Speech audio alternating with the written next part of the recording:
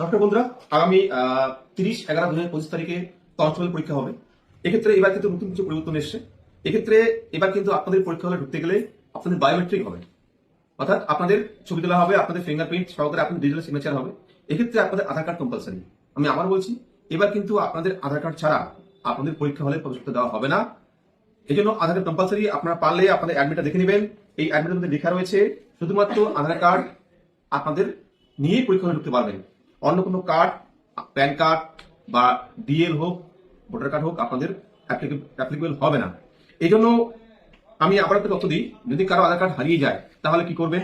তাহলে ইমিডিয়েটলি আপনার থানায় যাবেন, থানায় গিয়ে একটা জিডি করবেন, যেখানে আপনাদের আধার কার্ড নাম্বারটা থাকবে। সেটা থাকলেও কিন্তু আমরা অ্যালাউ করব। তো এক্ষেত্রে আমি আরো বলে রাখি যে এবার টোটাল সিট রয়েছে 11,749 সিট রয়েছে, কিন্তু মোট পরীক্ষার্থী প্রায় 10 লক্ষের মতো। আর যেহেতু বায়োমেট্রিক হবে, তাই আপনারা কিন্তু সময় মতো ঢুকবেন। 11:30 থেকে 8:30 থেকে আপনাদের ভিতরে ঢোকার সময় শুরু হচ্ছে, আর সেটা হচ্ছে 10:30-এর মধ্যে। যেহেতু বায়োমেট্রিক, তাই আপনারা 10:30-এর পরে বায়োমেট্রিক অটোমেটিক বন্ধ হয়ে যাবে। আপনারা 10:30-এর আগে ঢোকার চেষ্টা করবেন।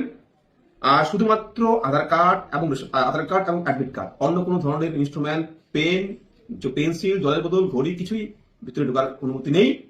তো সবাইকে আমি আমার পক্ষ থেকে বেস্ট অফ লাক রইল। আপনারা ভালো মতো পরীক্ষা দেন, সময়ের আগে পৌঁছান, শান্ত মতো পরীক্ষা দিবেন, এই আশা রাখছি। থ্যাংক ইউ সবাইকে।